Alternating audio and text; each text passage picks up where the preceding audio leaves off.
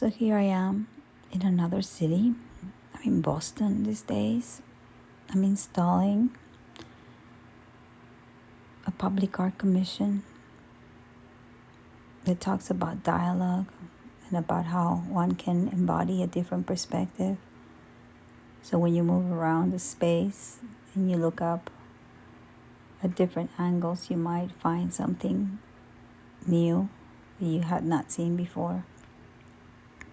It speaks about courage, the courage one has to have to be able to serve in communion, embodying the perspective with a vocation and a calling that is full of joy. So how can we, human beings, be living these times that we're witnessing? It's been a few days, I'm not even looking at the news. I can't. I'm committed to my own creative practice. I'm committed to my own way I relate to what I came here to do. There's an interesting conjunction right now.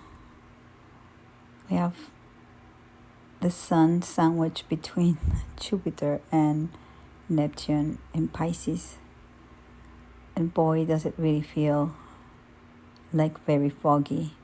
It almost feels that I'm like floating, like jellyfish. We're all like kind of swimming around and just moving, floating. Are we inside of an aquarium? Is this real? What's fantasy? Am I seeing angels? Are these the sounds of death? Are we dead already? Is this real? What's happening? Too many questions. I can't indulge in those questions. I refuse. Not because I'm against them, just because my spirit is showing me something else. What is it that I can see that others cannot see? What is it that I can feel that others cannot feel? How can I just be serving with all my might and all the love that I can have and the joy that I can emanate in these times where everybody's so afraid of dying, but not really dying, but just dying from like violence and nonsense. What's going on? Didn't the last 2 years mean anything at all for anybody in this planet? What's going on? What part of you is human and what part of you is spirit?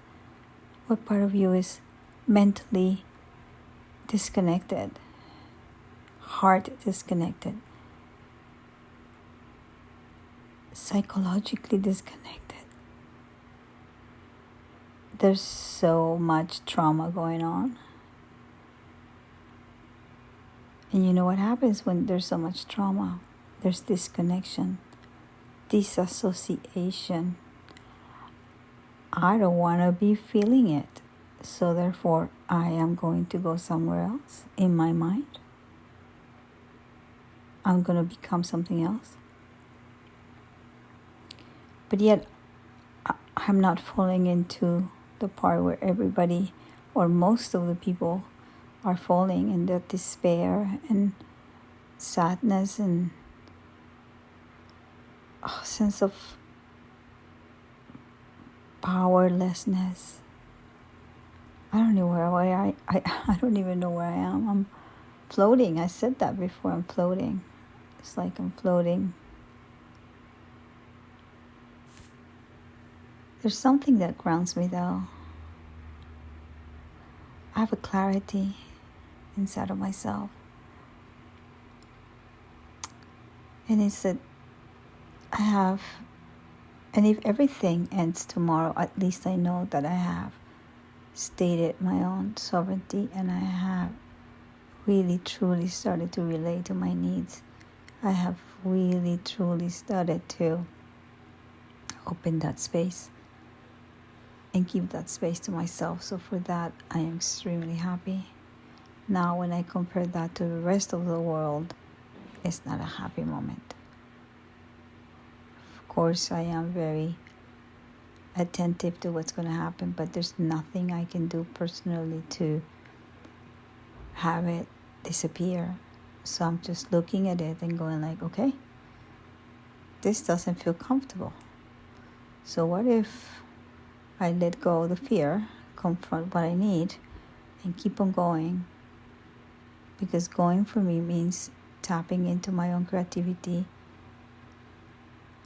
For me, going means like provoking something that relates to my spirit, that awakens the spirit inside of me, that is leading me to actually find a sense and meaning in the little things every day.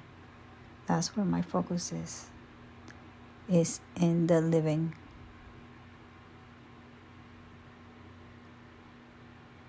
Where is yours? What are you giving attention to? Where is all the energy in your day-to-day going?